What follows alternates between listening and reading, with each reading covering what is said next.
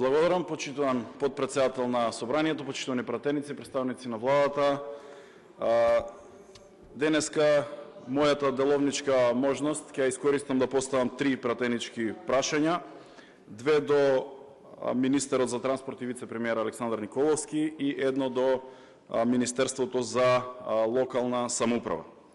Почитуван министер за транспорт и вице-премиер, во изминатиот период значајна тема е темата за изградбата на брзата пруга долж коридорот 10, прашање или проект за кој секако треба да се посвети сериозно внимание од секој аспект, од аспектот на избор на моделот на изградба, начинот на финансирање, понатаму координацијата со соседните земји, со кои ќе биде неопходно да се поврземе преку еден ваков тип на пруга со високи перформанси и заеднички да го туркаме овој процес напред.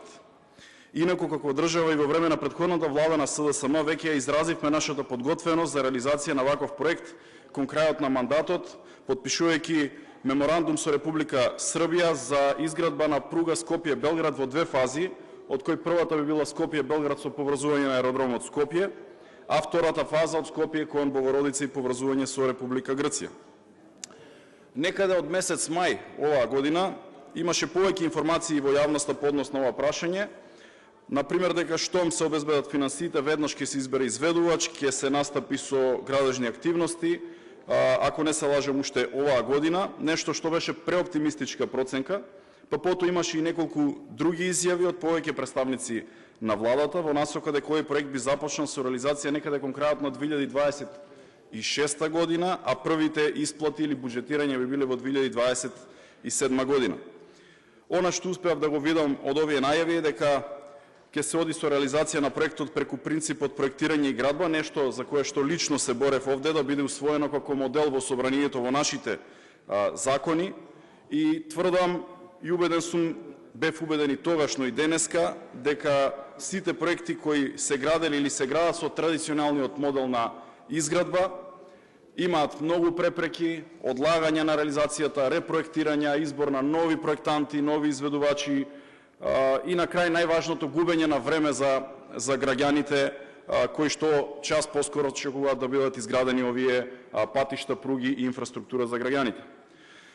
За разлика од тоа, кога се оди со делегирање на правото на компанијата изведувач да работи паралелно на урбанистички планови, геомеханика, проектирање и изградба, е модел кој е подобар и дава резултати. Имајќи во предвид дека во предлог буџетот за 2026 година, кој владата веќе го достави во Собранието и помина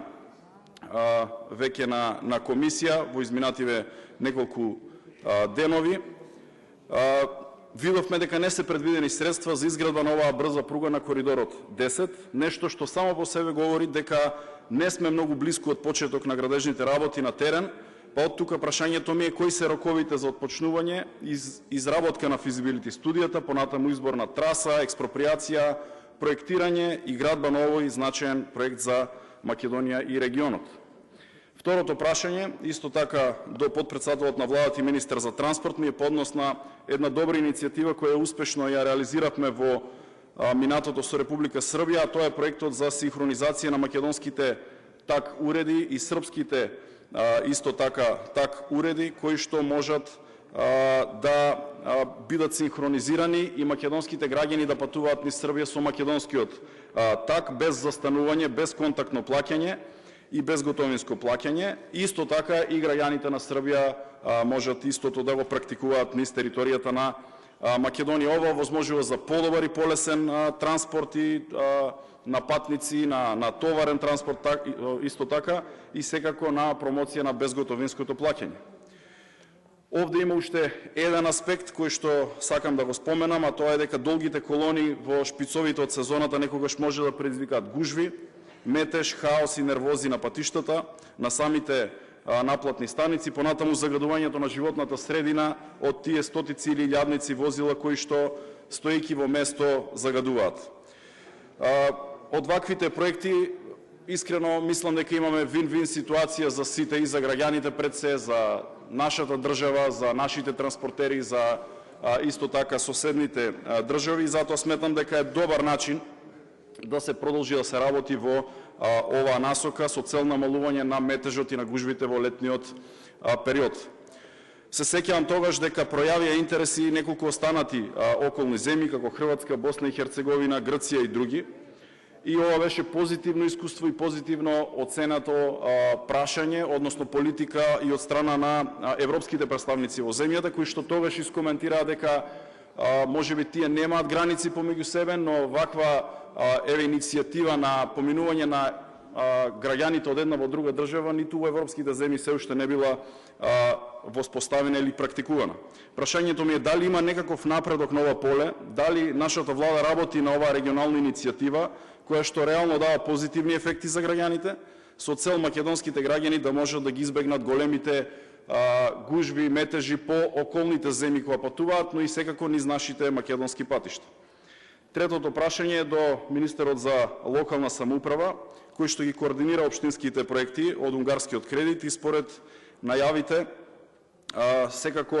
во минатиот период слушнавме дека ќе има инвестиции од 250 милиони евра годишно, или 2024 100 милиони евра, а понатаму 25-та, 26-та и наредните години по 250 милиони евра годишно. Ова беше ветувањето. Минатата година овде во собранието, но и надвор на различни дебати дискутиравме по однос на овие прашања и на реализацијата на овие проекти по општините. Ние се обидовме да објасниме дека 250 милиони евра се огромни средства да се реализираат во една тековна година, малте не е невозможно, во таков тип на општински проекти да се реализираат во 12 календарски месеци. Времето полека не убеди сите, а и граѓаните дека реализацијата на финансиските средства минатата 24 година, која што беше половина година на новата влада во тоа време, не беа реализирани финансиски средства од овој кредит, а оваа година беа буџетирани нешто над, ако не се лажам, 100 милиони евра. Секако во овој буџет гледаме дека за наредната 26-та се буџетирани некаде околу 40 милиони евра и прашањето ми е колку се реализирани финансиски средства од унгарскиот кредит за општински локални проекти во оваа календарска 2025 година, имајќи во предвид дека сме веќе крај на ноември месец, имаме уште 30 на дена од завршување на оваа календарска 2025 година. Благодарам.